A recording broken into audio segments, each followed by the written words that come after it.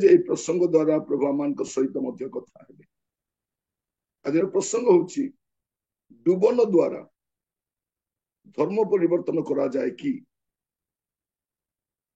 आज सत्य समाचार 28 अध्याय में आसीचो डुबन द्वारा धर्म परिवर्तन करा जाए कि।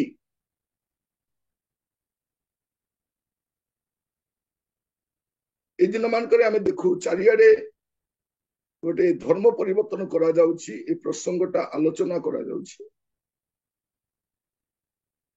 वास्तव में जो माने यीशु ख्रीष्ट को ग्रहण करती से माने धर्म परिवर्तन करती नहीं, मन परिवर्तन करती। मन परिवर्तन कर जितेबले बाप्तिजक जहन शिक्षा दौले बाप्तिजक जहन शिक्षा दौन माथि पुस्तक आनतु मो सहित कहीं आम जाना अति जरूरी अटे। मु अल्प समय किसी कहवाई चाहे जपरी आपण माने ध्यान दियंती। ये आप देखिए माथ्यू तार 3 पर्व 2 पद मन परिवर्तन कर कारण स्वर्ग राज्य सन्निकट। लिखा जाउछि मन परिवर्तन करो। कौन परिवर्तन करो? मन परिवर्तन करो। आउ कहती जे यीशु कुआडे ख्रिस्टियन धर्मर प्रवर्तक, से ख्रिस्टियन धर्म स्थापन करने आसी ख्रिस्टियन धर्मर से आरंभ करथिले। यीशु कौन कहउछंती माथ्यू तार 4 पर्व 17 पद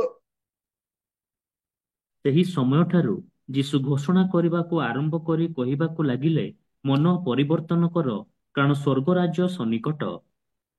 एठी प्रभु यीशु ख्रिस्ट कहउछंती मन परिवर्तन कर। यीशु निजे भी कहउना धर्म परिवर्तन कर। अपन जो देखिबे बाप्तिजक जहन जो कथा कहउछंती मन परिवर्तन कर स्वर्ग राज्य सन्निकट, तार 5 पद 6 पद 7 पद पढ़िबे।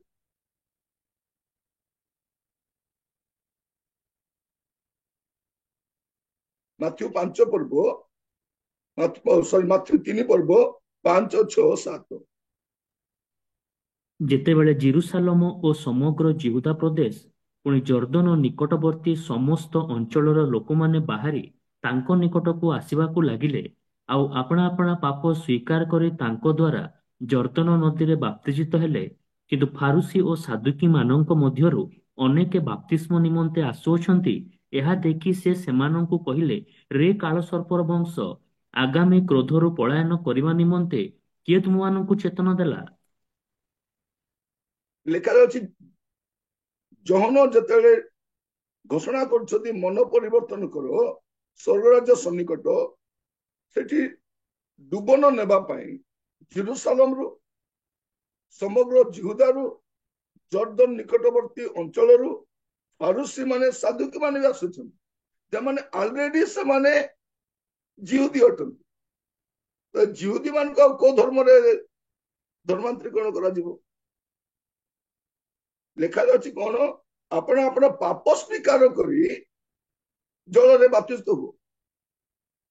त माने एटा कोन डुबन द्वारा धर्म परिवर्तन करा जाए नहीं। डुबन धर्म परिवर्तन चिन्ह नुहे, डुबन नाम परिवर्तन चिन्ह नुहे, डुबन जाति परिवर्तन चिन्ह नुहे। यह आभ्यंतरीण परिवर्तन बाह्य प्रकाशन अटे। जने लोकर जीवन परिवर्तन हैला परे, जने लोकर स्वभाव परिवर्तन हैला परे, तर चरित्र परिवर्तन हैला परे से प्रकाश्य रे कोन करे डुबननी से घोषणा करे जे मु मोर पुरातन स्वभाव को परित्याग करी आज ठारू नूतन स्वभाव रे जीवन यापन करी। तो डुबन द्वारा धर्म परिवर्तन करा जाए नहीं, धर्मांतरीकरण करा जाए नहीं।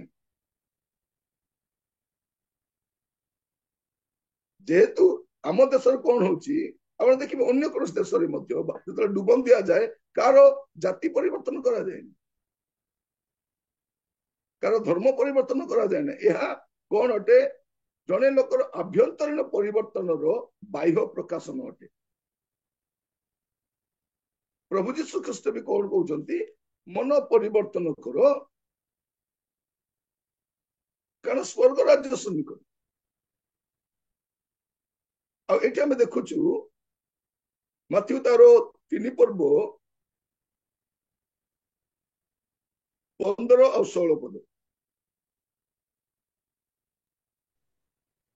ମାତ୍ର ଯୀଶୁ ତାଙ୍କୁ ଉତ୍ତର ଦେଲେ, ଏବେ ସମ୍ମତ ହୁଅ, କାରଣ ଏହି ପ୍ରକାର ସମସ୍ତ ଧର୍ମକର୍ମ ସାଧନ କରିବା ଆମ୍ଭମାନଙ୍କର ଉପଯୁକ୍ତ। ସେଥିରେ ସେ ତାହାଙ୍କ କଥାରେ ସମ୍ମତ ହେଲେ। ଯୀଶୁ ବାପ୍ତିଜିତ ହେଲା କ୍ଷଣି ଜଳରୁ ଉଠି ଆସିଲେ। ଆଉ ଦେଖ, ଆକାଶ ଉନ୍ମୁକ୍ତ ହେଲା। ପୁଣି ସେ ଈଶ୍ୱରଙ୍କ ଆତ୍ମାଙ୍କୁ କପୋତ ପରି ଅବତରଣ କରି ଆପଣା ଉପରକୁ ଆସିବା ଦେଖିଲେ। ଏଠି ଦେଖନ୍ତୁ ଯୀଶୁ ମଧ୍ୟ ନିଜେ ଡୁବନ ନେଉଛନ୍ତି। ହେଲେ ଯୀଶୁ ତାଙ୍କର କୋଉ ଧର୍ମ ପରିବର୍ତ୍ତନ କରୁଛନ୍ତି? ଯଦି ଡୁବନ ଦ୍ଵାରା ଲୋକମାନଙ୍କୁ ଧର୍ମାନ୍ତରୀକରଣ କରାଯାଉଛି, ହେଲେ ଯୀଶୁ ଆଉ ଡୁବନ ନେବା ଦ୍ୱାରା ସେ ଆଉ କୋଉ ଧର୍ମ ଗ୍ରହଣ କରୁଛନ୍ତି? ସେ ତ ଅଲରେଡି ଜିହୁଦୀ ଥିଲେ, ଆଉ କୋଉ ଧର୍ମ ଗ୍ରହଣ କଲେ?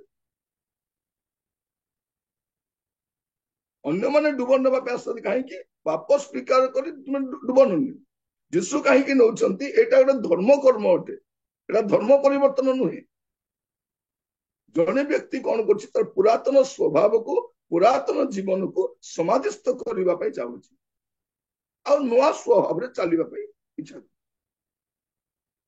ଆପଣ ଦେଖିବେ, ମୁଁ କାହିଁକି ଏଇ କଥା କହିଲି ସଂକ୍ଷେପରେ କହିବା ପାଇଁ ଚାହେଁ। ଡୁବନ ଦ୍ଵାରା ଧର୍ମ ପରିବର୍ତ୍ତନ କରାଯାଏ କି? ଡୁବନ ଦ୍ଵାରା ଧର୍ମାନ୍ତରୀକରଣ କରାଯାଏ କି? ପ୍ରିୟ ଭାଇ ଭଉଣୀ ମାନେ, ଡୁବନ ଧର୍ମ ପରିବର୍ତ୍ତନ ଚିହ୍ନ ନୁହେଁ, ସ୍ୱଭାବ ପରିବର୍ତ୍ତନର ଚିହ୍ନ ଅଟେ, ମନ ପରିବର୍ତ୍ତନର ଚିହ୍ନ ଅଟେ। ମୁଁ ବି ଖ୍ରୀଷ୍ଟିଆନ ପରିବାରରେ ଜନ୍ମଗ୍ରହଣ କରିଛି।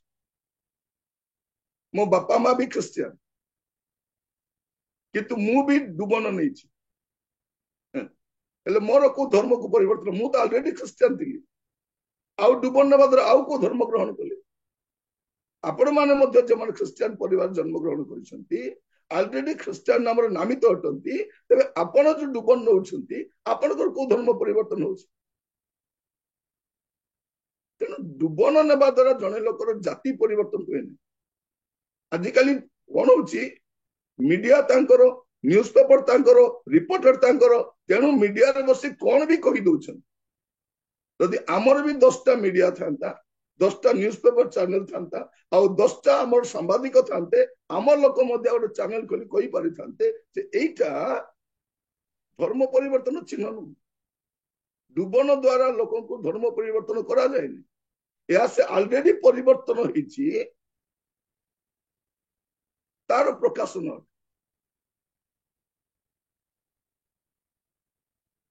ଆପଣ ଦେଖିବେ ମାର୍କ 16:16 ବି ପଢି ଦିଅନ୍ତୁ। ଯେ ମାର୍କ ବିଶ୍ଵ 16। ଯେ ବିଶ୍ୱାସ କରି ବାପ୍ତିଜିତ ହୁଏ ସେ ପରିତ୍ରାଣ ପାଇବ, କିନ୍ତୁ ଯେ ଅବିଶ୍ୱାସ କରେ ସେ ଦଣ୍ଡାଜ୍ଞା ପାଇବ। ଯୀଶୁ ଖ୍ରୀଷ୍ଟଙ୍କୁ ବିଶ୍ୱାସ କଲା ପରେ ସେ ମୋର ତ୍ରାଣକର୍ତ୍ତା, ମୋର ଉଦ୍ଧାରକର୍ତ୍ତା, ମୋ ପାଇଁ ସେ କ୍ରୁଶରେ ବଳିକୃତ ହୋଇଛନ୍ତି। ଆଉ ତାଙ୍କୁ ସେ ବିଶ୍ୱାସ କରିକି ଯେତେବେଳେ ମନ ପରିବର୍ତ୍ତନ କରେ, ତାପରେ ସେ କଣ କରେ? ବାପ୍ତିସ୍ତ ହୁଏ। ବିଶ୍ୱାସ କଲା ପରେ ସେ ଡୁବନ ନିଏ, ଯାହାକୁ ବାପ୍ତିସ୍ମ ବୋଲି କୁହାଯାଏ। ପ୍ରିୟ ମାନେ, ଜଣେ ଲୋକ ଯେତେବେଳେ ଡୁବନ ନିଏ, ସେତେବେଳେ ତାକୁ ଏଫିଡେଭିଟ କରିବାର ବି ଆବଶ୍ୟକ ନାହିଁ, କାରଣ ଆମର ଓକିଲ ମାନେ ଜାଣନ୍ତି ନାହିଁ, ସେମାନେ ଲ କି ବି ଭଲ ଜାଣନ୍ତି ନାହିଁ, ବାଇବଲ କି ବି ଭଲ ଜାଣନ୍ତିନି। ଯଦି ଜାଣିଥାନ୍ତେ କହିପାରିଥାନ୍ତେ ଯାଇକି କୋର୍ଟରେ ଯେ ଦେଖନ୍ତୁ, ଜଣେ ଲୋକ ଡୁବନ ନେବା ଦ୍ୱାରା ତାର ଧର୍ମ ପରିବର୍ତ୍ତନ କରୁନାହିଁ, ତାର ଜାତି ପରିବର୍ତ୍ତନ କରୁନାହିଁ, ତାର ନାମ ପରିବର୍ତ୍ତନ କରୁନାହିଁ, ତେଣୁ ତାକୁ ଏଫିଡେଭିଟ କରିବାର ଆବଶ୍ୟକ ନାହିଁ। ଏଫିଡେଭିଟ ଆବଶ୍ୟକ ନାହିଁ। ଏବେ କୁହାଯାଉଛି ସେମାନେ ଏଫିଡେଭିଟ କରନ୍ତୁ। କାହିଁକି ଏଫିଡେଭିଟ କରିବ? ସେ କଣ ଧର୍ମ ପରିବର୍ତ୍ତନ କରୁଛି? ସେ କଣ ଜାତି ପରିବର୍ତ୍ତନ କରୁଛି? ସେ କଣ ନାମ ପରିବର୍ତ୍ତନ କରୁଛି? କଣ କରୁଛି ଯେ ସେ ଡୁବନ ନେବ? ମାନେ କଣ କରୁଛି ଯେ ସେ ଲୋକଟା ଏଫିଡେଭିଟ କରିବ?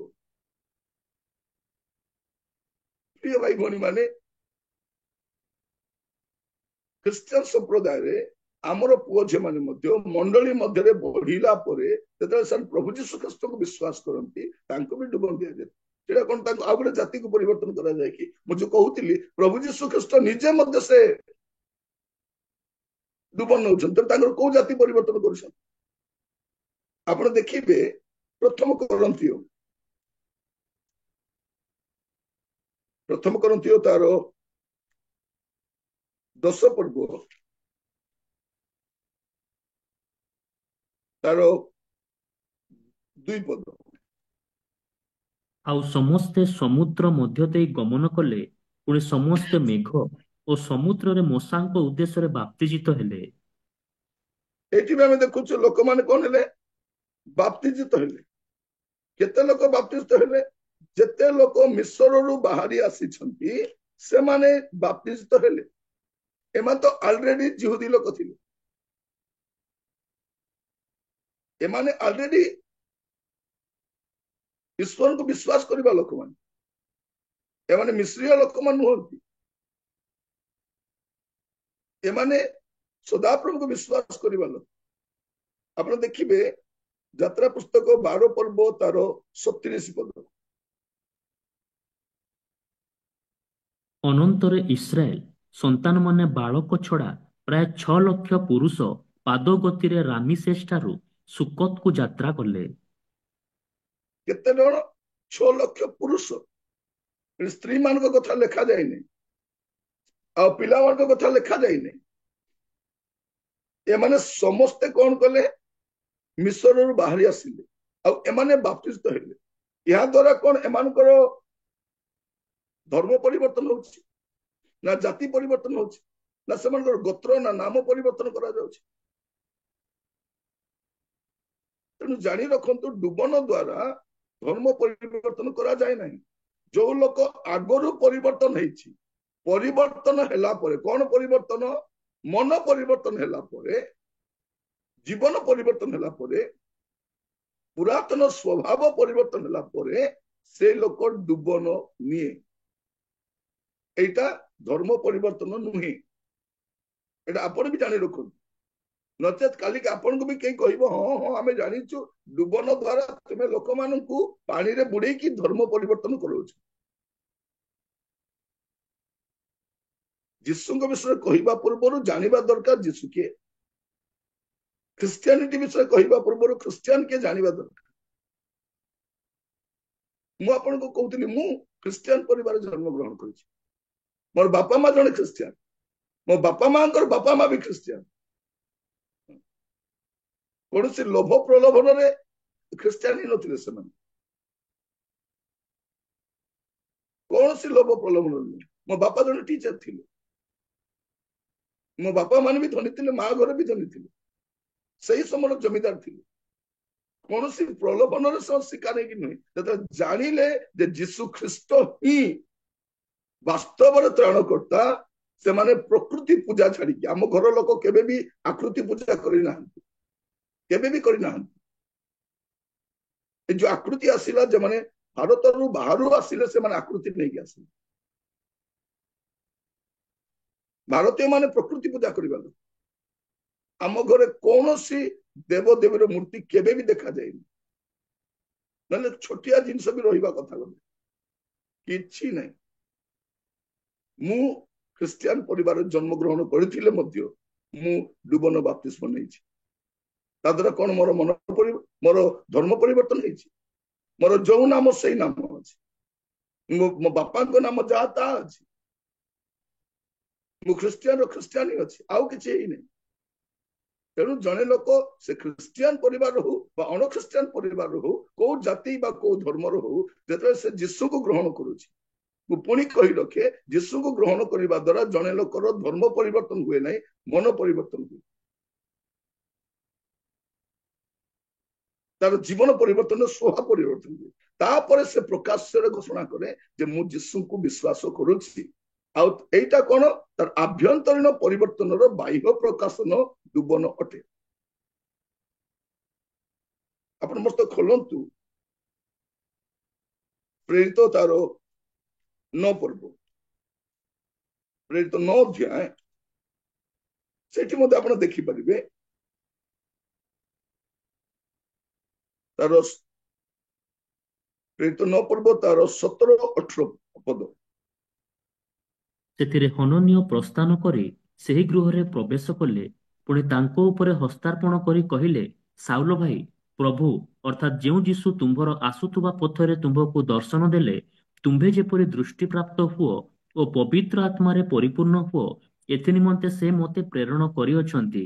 ସେହି କ୍ଷଣି ତାଙ୍କ ଆଖିରୁ କାତି ପରି କଣ ଖସି ପଡ଼ିଲା ଓ ସେ ଦୃଷ୍ଟି ପାଇଲେ। ପୁଣି ସେ ଉଠି ବାପ୍ତିଜିତ ହେଲେ। ଏଠି ଆମେ ଦେଖୁଛୁ ଯେ ପାଉଲ ମଧ୍ୟ ସେ ବାପ୍ତିସ୍ତ ହଉଛନ୍ତି। ଅନେକ କୁହନ୍ତି ନାଇଁ ସାଉଲ ପାଉଲ ହେଲେ, ସାଉଲ ପାଉଲ ହେଇନାହାନ୍ତି, ତାଙ୍କ ନାଁ ହିଁ ସାଉଲ ପାଉଲ। ଜିହୁଦୀ ମାନଙ୍କ ଦି ଦିଟା ନାଁ ଥାଏ ଅନେକଙ୍କର। ଯଦି ସିମନ ପିତର, ସେମିତି ଇଏ ହଉଛନ୍ତି ସାଉଲ ପାଉଲ। ଇଏ ଅଲରେଡି ଜଣେ ଜିହୁଦୀ ଲୋକ ଥିଲେ। ସାଧୁ ପାଉଲ, ଯାହାକୁ ଆମେ କହୁଛୁ ସାଉଲ ବୋଲିକି, ସେ ଅଲରେଡି କଣ ଥିଲେ? ଜିହୁଦୀ ଲୋକ ଥିଲେ। ସେ ଡୁବନ ନେବା ଦ୍ୱାରା ଆଉ କୋଉ ଧର୍ମକୁ ଗ୍ରହଣ କରୁଛନ୍ତି କି? ସେ ତାଙ୍କର ଧର୍ମ ପରିବର୍ତ୍ତନ ନୁହେଁ। ଯୀଶୁଙ୍କୁ ଗ୍ରହଣ କଲା ପରେ ତ୍ରାଣକର୍ତ୍ତା ଭାବରେ ସେ ଆଗରୁ ନିଜକୁ ବହୁତ ପଣ୍ଡିତ, ବହୁତ ଜ୍ଞାନୀ, ବହୁତ ଧାର୍ମିକ ମନେ କରୁଥିଲେ। ସେ କଣ ବୋଲି କହୁଛନ୍ତି? ଫିଲିପିଓ ପୁସ୍ତକ ଖୋଲନ୍ତୁ। ମୁଁ କାହିଁକି ଏ ପ୍ରସଙ୍ଗରେ କହୁଛି ଯେ ଡୁବନ ଦ୍ୱାରା ଧର୍ମ ପରିବର୍ତ୍ତନ କରାଯାଏ ନାହିଁ। ଏହା ଧର୍ମ ପରିବର୍ତ୍ତନର ଚିହ୍ନ ନୁହଁ, ଏହା ମନ ପରିବର୍ତ୍ତନର ଚିହ୍ନ ଅଟେ। ଫିଲିପିଓ 3 ପର୍ବ 5 ପଦ ଆଉ 6 ପଦ।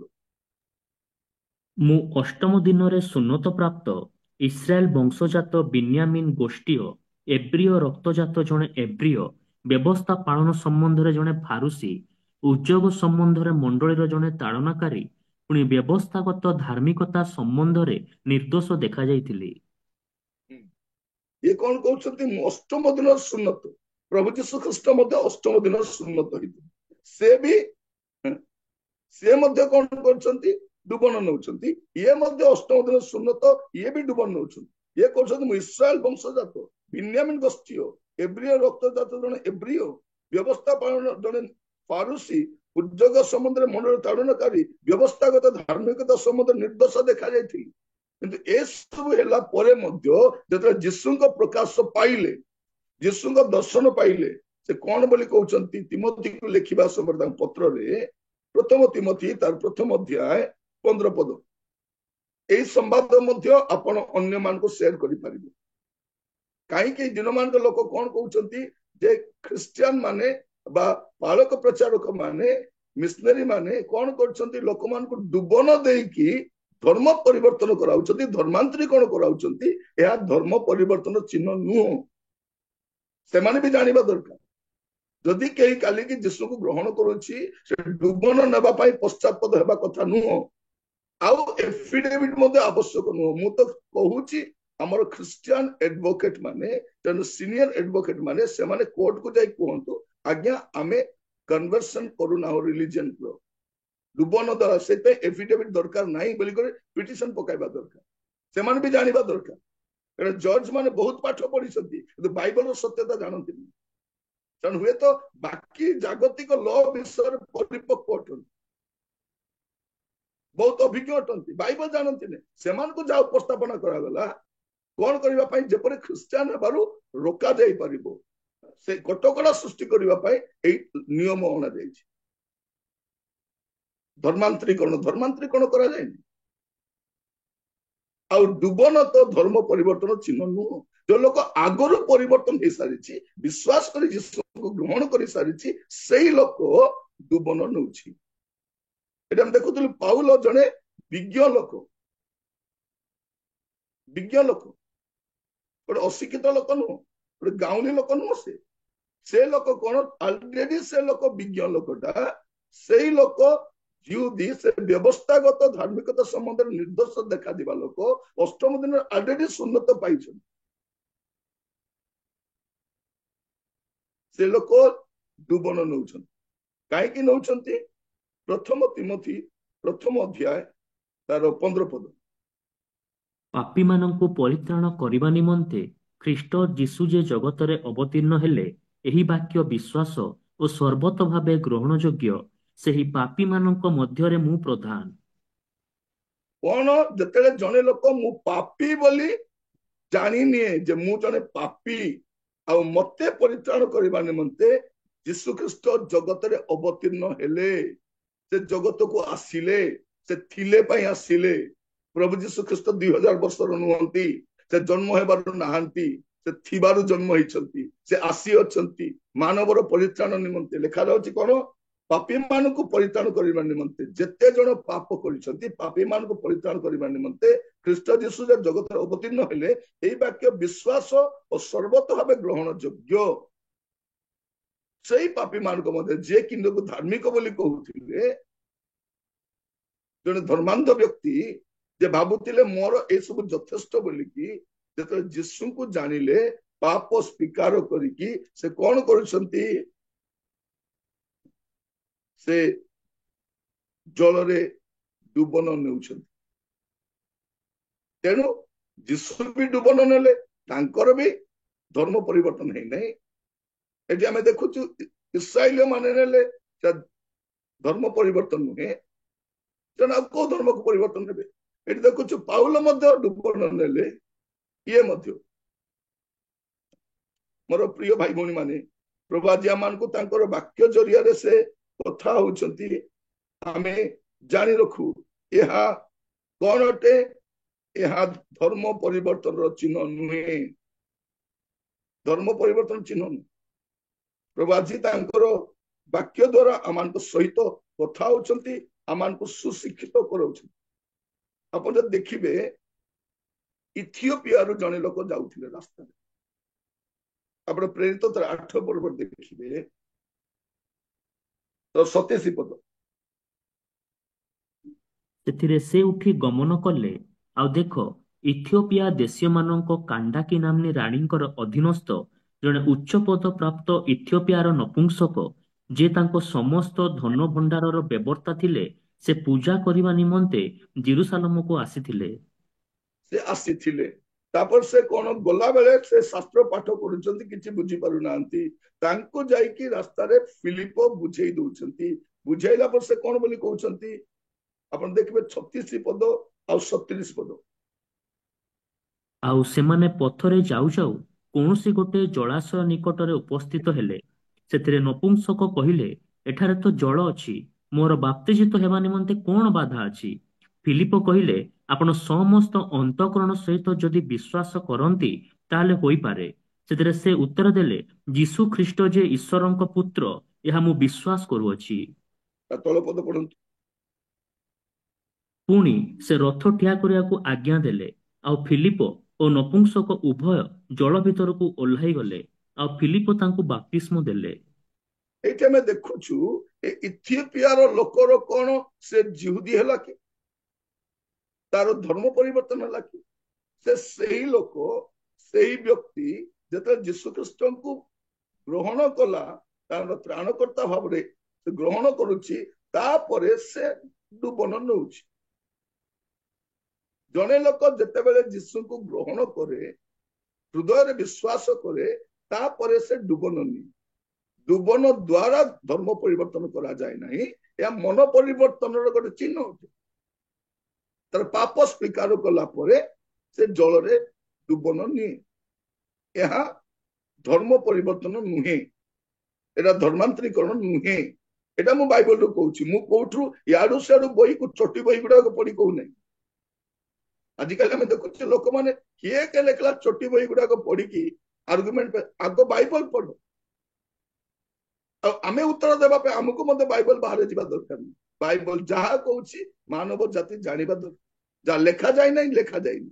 ଯାହା ଲେଖା ଯାଇଛି ଆମେ ଯେପରି ଜାଣିବୁ ଆଉ ପରିତ୍ରାଣ ପାଇବୁ, ଅନନ୍ତ ଜୀବନ ପାଇବୁ, ସେଇପାଇଁ ଲେଖା ଯାଇଛି। ମୋର ପ୍ରିୟ ମାନେ, ଯେତେ ଲୋକ ମଧ୍ୟ ଯୁକ୍ତି ତର୍କ କରିବାକୁ ଆସୁଛନ୍ତି, ଆମେ ଦେଖୁଛୁ ତାଙ୍କ ହାତରେ ତାଙ୍କର ଧର୍ମଶାସ୍ତ୍ର ବି ନାହିଁ। ଆଉ ଆମ ଲୋକ ପାଖରେ ବି ଆମ ବାଇବଲ ନାହିଁ। ତମେ ବାଇବଲ ନ ଧରି ଯୀଶୁଙ୍କ ବିଷୟ କଣ କଥା ହବ? ତେଣୁ ଆଜିର ଅଧ୍ୟାୟରେ ମୁଁ କହିବା ପାଇଁ ଚାହେଁ, ଡୁବନ ଦ୍ଵାରା ଧର୍ମ ପରିବର୍ତ୍ତନ କରାଯାଏ କି? ଏବେ ଯେ ଆମେ ଯୋଉ ଦେଖିଛୁ, ଧର୍ମ ପରିବର୍ତ୍ତନ କରାଯାଏ ନାହିଁ। लोक कहते कन्वर्सन थ्रू बाप्टिजम ना। तेणु आम मान डुबन नेबा समय आम एफिडेविट कर भी आवश्यक ना। यहीटा आम वकिल मान पकईवा दरकार। मु वकिलाती पढ़ी ना ना पकई कारण यहीटा कौन जड़े लोकर धर्म परिवर्तन करूना डुबन द्वारा जनर धर्म परिवर्तन नाम परिवर्तन जाति परिवर्तन हुए ना। से धर्म रे थाए से जाति से नाम थाए। मु डुबन नेबा पूर्व मो ना निरंजन थिला आ डुबन नेला परे भी मो ना निरंजन ही अछि। अविनाश साबत डुबन नेबा पूर्व भी अविनाश साबत थिला एबे भी अविनाश साबत है। आपण मान को अनेक जे बसी समस्ते आमे कहीं डुबन मु कहबार अर्थ प्रिय भाई बड़ी माने जे माने किछि जानती नहीं मीडिया रे जाई कहीं मु कहूतिली मीडिया मते भी माइक थरे दियंतु मते भी हॉट सीट रे बसातु मु भी प्रश्न पचारि पारि पानी पी पी पलैबे समस्त। प्रिय भाई बड़ी माने हमर यीशु के विषय की पचारि पारुछ जदि आमे भी तुमको पचारु तुम विषय तुम तो ठेंगा बाड़ी दर उठिबो कारण मूल नहीं कि चोल नहीं तार अभाग्या कथा गुड़ाक अबांतर कथा गुड़ाक तुम मानुछ। आमे जतले गोटे बाइबल धरिकी आमे शिक्षा ग्रहण करूछु जड़े लोक यीशु को ग्रहण कला परे तार चरित्र परिवर्तन होउची तार स्वभाव परिवर्तन होउची तार चालीचलन परिवर्तन होउची से उत्तम भाव में जीवन यापन करूची एटा से माने देखि सही पारु नांती। से चाहूचंती कोन हमर निरीह आदिवासी लोक माने से माने सेंती मद खांतु हांडिया खांतु बाड़िया पिटा हुअंतु अशिक्षित थांतु अपाठुआ थांतु आ जंगल रे पड़िकी रुहंतु एमान को इशारा नाचु थांतु एटा से माने चाहूचंती। जदि आम आदिवासी माने जदि सेमान को धर्म ग्रहण करेंगे सेमान को मंदिर कौन पूजारी करेंगे सेमान को मंदिर कौन प्रवेश करेंगे मु तो देखी नहीं आमर मंदिर गुड़ाक आम आदिवासी लोक मैंने पूजारी हेबार भीतर तो प्रवेश कर दौना किंतु जिते जड़े लोक यीशु को ग्रहण करुच्ची से हो सांताली हो मुंडा हो कौन सी आदिवासी संप्रदाय हो से पालक हो पारुची से प्रचारक हो पारुची से बिशप हो पारुची आम साथी रे आम घरे बसी खाई पारुची आमे एक हो से हुए नहीं से भय कौन धरी जदि एभली भाव में सब ख्रिस्टियान नहीं जीवे आमे कौन करबा आमे तो पूरा माइनॉरिटी एम तो मेजोरिटी। प्रिय भाई बड़ी माने आमे केबे भी चाहिना आमे केबे भी चाहिना जे भारत गोटे ख्रिस्टियान देश हो बोली आमे गोटे विषय चाहिचु समस्त यीशु को जानतु आ मन परिवर्तन करन। तेणु डुबनटा जे नौछि ताहा धर्म परिवर्तन चिन्ह नुहे ता मन परिवर्तन प्रकाश्य प्रकाशन अटे। आउ देखिबे गोटे जगह रे आपण मस्त खोलंतु प्रेरित तार 16 पर्व प्रेरित 16 पर्व तार 30 पदरु 33 पद पर्यंत आउ सेमानंकु बाहर को आनी कहिले महाशय माने परित्राण पाइबा निमंते मते कोन करिबाकू हेबो। सेमाने कहिले प्रभु यीशुंक ठारे विश्वास कर ताहले तुम्बे सपरिवार रे परित्राण पाइबो। परे सेमाने तांकू ओ तांको गृह रे थिबा समस्तंकु ईश्वरंक वाक्य कहिले आउ से सेमानंकु रात्रि रो सेही घड़ी रे घेनी जाई सेमानंक प्रहार रो क्षत सब धोई देले पुणी से ओ तांकर समस्ते सेही क्षणी बाप्तिजित हेले। कौन लिखा जाउछि कौन बोली कहउचंती जे महाशय माने मते परित्राण पाइबा पे कौन करबा पे पड़िबो मोर धर्म परिवर्तन करबा पे कौन करबा पे पड़िबो बोली से कहउनांती। महाशय माने परित्राण पाइबा निमंते मुक्ति पाइबा निमंते मते कौन करबा पे पड़िबो से माने कहिले प्रभु यीशु कोठार विषय मामूली लोक नहंती से काररक्षक अटंती सही समर गोटे हाईली एजुकेटेड ऑफिसर अटंती से कौन कहउचंती परित्राण पाइबा पे मते कौन करबा खबो से कहले प्रभु यीशु कोठार विश्वास करो ताले तुमे सपरिवार परित्राण पाइबो। परे से माने तांको तांकर गृह थिबा समस्त ईश्वर वाक्य कहले आउ से सेमान को रात्रि सेही घड़ी रे केनी जाई सेमान को प्रहार क्षत दाग सब धोई देले पुणी से और तांकर समस्त परिवार सेही क्षणी ସମସ୍ତେ ସେଇ କ୍ଷଣି ବାପ୍ତିସ୍ତ ହେଲେ। ତା ଦ୍ୱାରା ସେମାନଙ୍କର ଧର୍ମ ପରିବର୍ତ୍ତନ ହେଇନାହିଁ, ସେମାନଙ୍କର ନାମ ପରିବର୍ତ୍ତନ ରାତିରେ କରାଯାଇ ନାହିଁ, ସେମାନଙ୍କ ଜାତି ପରିବର୍ତ୍ତନ କରାଯାଇ ନାହିଁ। ମୋର ପ୍ରିୟ ଭାଇ ଭଉଣୀ ମାନେ, ଡୁବନ ଦ୍ୱାରା ଧର୍ମ ପରିବର୍ତ୍ତନ କରାଯାଏ ନାହିଁ। ଡୁବନ ଧର୍ମ ପରିବର୍ତ୍ତନର ଚିହ୍ନ ନୁହେଁ, ଏହା ମନ ପରିବର୍ତ୍ତନର ପ୍ରକାଶନ ଅଟେ। ଆପଣ ଦେଖିବେ ମତେ ଖୋଲନ୍ତୁ ପ୍ରେରିତ ତାର 2 ପର୍ବ 41 ପଦ। ସେଥିରେ ଯେଉଁମାନେ ତାହାଙ୍କ ବାକ୍ୟ ଗ୍ରହଣ କଲେ ସେମାନେ ବାପ୍ତିଜିତ ହେଲେ, ଆଉ ସେହିଦିନ ପ୍ରାୟ 3,000 ଲୋକ ମଣ୍ଡଳୀ ସହିତ ସଂଯୁକ୍ତ ହେଲେ। ହଁ, କଣ ହେଲେ? 3,000 ଲୋକ ସେମାନେ ଡୁବନ ନେଲେ। ସେ ଜାଣିଲେ ଯେ ଯୀଶୁ ହିଁ ବାସ୍ତବରେ ତ୍ରାଣକର୍ତ୍ତା, ଯୀଶୁ ହିଁ ମୁକ୍ତିଦାତା ଅଟନ୍ତି, ଯୀଶୁ ଖ୍ରୀଷ୍ଟ ଆମ ପାଇଁ ଜଗତକୁ ଆସିଥିଲେ, ସେ ମୃତ୍ୟୁବରଣ କଲେ, ସେ ସମାଧିସ୍ଥ ହେଲେ, ସେ ପୁନରୁତ୍ଥିତ ହେଲେ। ଏଇ କଥା ଯେତେବେଳେ ଜାଣିଲେ ସେଇ ସମୟରେ 3,000 ଲୋକ ବାପ୍ତିସ୍ତ ହେଲେ। ଏହା ଦ୍ୱାରା କୌଣସି ଏଫିଡେଭିଟ୍ କରିନାହାନ୍ତି ରୋମିଓ ସରକାର ପାଖରେ ଯାଇକି। ଏହା ଦ୍ୱାରା ସେମାନେ କୌଣସି ଏଫିଡେଭିଟ୍ କରିନାହାନ୍ତି, ନାମ ପରିବର୍ତ୍ତନ କରିନାହାନ୍ତି, ସେମାନଙ୍କର ଜୀବନ ପରିବର୍ତ୍ତନ ହେଇଛି। ତେଣୁ ମୁଁ ଆପଣମାନଙ୍କୁ ଆଜିର ସମ୍ବାଦ ରଖିବା ପୂର୍ବରୁ କହିବା ପାଇଁ ଚାହେଁ, ମନ ପରିବର୍ତ୍ତନ ପରେ ଜଣେ ବ୍ୟକ୍ତିଙ୍କୁ ଡୁବନ ନେବାକୁ ପଡେ। ଏହା ଦ୍ୱାରା ଧର୍ମ ପରିବର୍ତ୍ତନ କରାଯାଏ ନାହିଁ। ଡୁବନ ଧର୍ମ ପରିବର୍ତ୍ତନର ଚିହ୍ନ ନୁହେଁ, ଏହା ମନ ପରିବର୍ତ୍ତନ ଚିହ୍ନ ଅଟେ। ଆଉ ବାଇବଲରେ କୌଣସି ଜାଗାରେ ଧର୍ମ ପରିବର୍ତ୍ତନ କରିବା ପାଇଁ କୁହାଯାଏ ନାହିଁ। ଏପରିକି ଖ୍ରୀଷ୍ଟିଆନ ମାନେ, ପାଳକ ପ୍ରଚାରକ ମାନେ, ସେମାନେ ମଧ୍ୟ ଧର୍ମ ପରିବର୍ତ୍ତନ କରାନ୍ତି ନାହିଁ। ତେଣୁ ଆଜି ଯଦି ଅନ୍ୟ ସମ୍ପ୍ରଦାୟର, ଅନ୍ୟ ଜାତିର, ଅନ୍ୟ ଧର୍ମର ଯଦି କେହି ଯୀଶୁକୁ ଗ୍ରହଣ କରୁଛନ୍ତି ସ୍ୱ ଇଚ୍ଛାରେ, ଏଠି ବାଧ୍ୟବାଧକତାରେ କରାଯାଏ ନାହିଁ। ଖ୍ରୀଷ୍ଟିଆନିଟିରେ ଠେଙ୍ଗା ବାଡି ଧରିକି ମାରି ପିଟିକି କାହାକୁ ପରିବର୍ତ୍ତନ କରାଯାଏ ନାହିଁ। ଯେତେବେଳେ ଧର୍ମାନ୍ତରୀକରଣ କରୁଛନ୍ତି, ଏମାନେ କଣ କରୁଛନ୍ତି? ଏମାନେ ଯୋଉ ଫେରେଇ ନେଉଛନ୍ତି, ଠେଙ୍ଗା ବାଡି ଧରୁଛନ୍ତି, ବାଡେଇକି କଚାଡିକି ମାରିକି ତାର ଘର ଭାଙ୍ଗିକି ଗାଁରୁ ତାଡିଦେବୁ, ପାଣି ଦେବୁ ନାହିଁ, ସମାଜରୁ ବାହାର କରିବୁ, ସରକାର ସୁବିଧା ଦେବୁ ନାହିଁ, କେତେ ଡରେଇକି ଫେରେଇ ନେବାର କଣ ଦରକାର ଅଛି? ଯଦି ବାସ୍ତବର ସତ୍ୟତା ଅଛି, ଆମେ ଯଦି ବାଇବଲ ଦେଖାଇ କହୁଛୁ, ସେମାନେ ବି ତାଙ୍କ ଶାସ୍ତ୍ର ଦେଖାଇ କହିବା ଅଛି, ନାଇଁରେ ବାବୁ, ଯୀଶୁ ପରିତ୍ରାଣ ଦେଇପାରିବେ ନାହିଁ, ଯୀଶୁ ପାପ କ୍ଷମା ଦେଇପାରିବେ ନାହିଁ, ଯୀଶୁ ମରିକରି ଉଠି ନାହାନ୍ତି, ଯୀଶୁ ସତ୍ୟ ପରମେଶ୍ୱର ନୁହନ୍ତି, ଏମାନେ ସତ୍ୟ ପରମେଶ୍ୱର, ଏଇଠି ଦେଖ ଆମ ଶାସ୍ତ୍ର ଲେଖା ହେଇଛି। ଏଇଟା କହିକି ସିନା ନେବ ନା ସରକାରର ଚାପ, ନୂଆ ନିୟମ ବନେଇକି, କଡା ନିୟମ ବନେଇକି ଗାଁରୁ ତୋଡିଦେବୁ, ତତେ ପାଣି ଦେବୁ ନାହିଁ, ସମାଜ ଚ୍ୟୁତ କରିଦେବୁ, ମାରି ପିଟିକି ଖୁଣ୍ଟରେ ବାନ୍ଧି ମାରିକି ତୁମେ ଲୋକଙ୍କୁ ଫେରେଇକି ନେବ।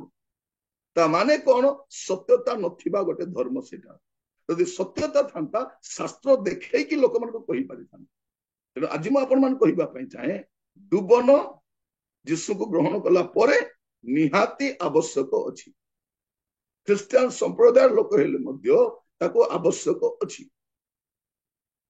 ସେ ଲୁଥରାନ ସମ୍ପ୍ରଦାୟର ହୁଅନ୍ତୁ, ସେ କ୍ୟାଥଲିକ ସମ୍ପ୍ରଦାୟର ହୁଅନ୍ତୁ, ବା ଖ୍ରୀଷ୍ଟିଆନ ପରିବାର ଜନ୍ମ, ସେ ବାପ୍ଟିଷ୍ଟ ପରିବାର ବି ଜନ୍ମ ହେଇଥାନ୍ତୁ, ସେ ଯୀଶୁଙ୍କୁ ଗ୍ରହଣ କଲା ପରେ ତାକୁ ଡୁବନ ନେବାକୁ ପଡିବ। ଆଉ ଡୁବନ ନେବା ଦ୍ୱାରା ଏଫିଡେଭିଟ ଆବଶ୍ୟକ ନାହିଁ। ସେ ଖ୍ରୀଷ୍ଟିଆନ ହୁଅନ୍ତୁ କି ଅଣ ଖ୍ରୀଷ୍ଟିଆନ ହୁଅନ୍ତୁ, ଡୁବନ ଦ୍ୱାରା ଏଫିଡେଭିଟ କରାଯିବା ଆବଶ୍ୟକ ନାହିଁ। କାହିଁକି? ଡୁବନ ନେବା ଦ୍ୱାରା ଜଣେ ଲୋକର ଜାତି ପରିବର୍ତ୍ତନ ହଉନି, ତାର ସେଇ ଜାତି, ତାର ସେଇ ଭାଷା, ତାର ସେଇ ଧର୍ମ, ସେ ସେଇ ବ୍ୟକ୍ତି। ଏହା ମନ ପରିବର୍ତ୍ତନର ପ୍ରକାଶନ ଅଟେ। ଏହା ଆଭ୍ୟନ୍ତରୀଣ ପରିବର୍ତ୍ତନର ବାହ୍ୟ ପ୍ରକାଶନ ଅଟେ। ଡୁବନ ତାର ପୁରାତନ ସ୍ୱଭାବକୁ ଜଳରେ ସେ କଣ କରୁଛି? ସମାଧିସ୍ଥ କରିଦେଉଛି, ତାର ପୁରାତନ ସ୍ୱଭାବକୁ ସେ ଧୋଇ ପକାଉଛି, ଆଉ ନୂଆ ଜୀବନ କାଟିବା ପାଇଁ ସେ ପ୍ରଚେଷ୍ଟା କରୁଛି। ତେଣୁ ମୁଁ ଆପଣମାନଙ୍କୁ କହି ରଖେ, କନଭର୍ସନ ଥ୍ରୁ ବାପ୍ଟିଜମ ନୁହେଁ। ଡୁବନ ଦ୍ୱାରା ମନ ପରିବର୍ତ୍ତନ ହୁଏ, ଏଟା ମନ ପରିବର୍ତ୍ତନର ଚିହ୍ନ ଅଟେ, ଏହା ଧର୍ମ ପରିବର୍ତ୍ତନ ଚିହ୍ନ ନୁହେଁ। ମୋର ପ୍ରିୟ ଭାଇ ଭଉଣୀ ମାନେ, प्रभु आपण मानक अनुग्रह करंतु आगामी समय आपण मान मध्य जो माने सुनुचंती आपण निश्चित रे आपण माने डुबन नहीं पारिबे कारण यह आ मु कहिबा पई चाहे पुणी कहि रखे जदि हमर ख्रिस्टियन संप्रदाय रे बा जो संप्रदाय भी हो सत्य जानिथिबा लोक अछंती से माने कोर्ट रे जाई कि गोटे पकांतु गोटे पिटिशनटा एई विषय तर्क करिबा पई जे डुबन द्वारा जड़े लोकर धर्म परिवर्तन हुए ना तेरे से कहीं एफिडेविट करिवार अछि कौन दरकार छै एफिडेविट रो से तो तार जाति परिवर्तन करूने सही जाति एका सही नाम एका सही धर्म एका तो धर्म छाड़ी के जाओ नहीं आपण मन बाहर कर दउछन ताको से छाड़ी के जाओ नहीं तबे कहीं के से एफिडेविट करिवो कौन हेबा द्वारा एफिडेविट करा जाए प्रिय भाई भौणी माने प्रभु मान अनुग्रह करंतु पुणी कहि रखे जे डुबन द्वारा धर्म परिवर्तन करा जाए नहीं आसंतु प्रार्थना करू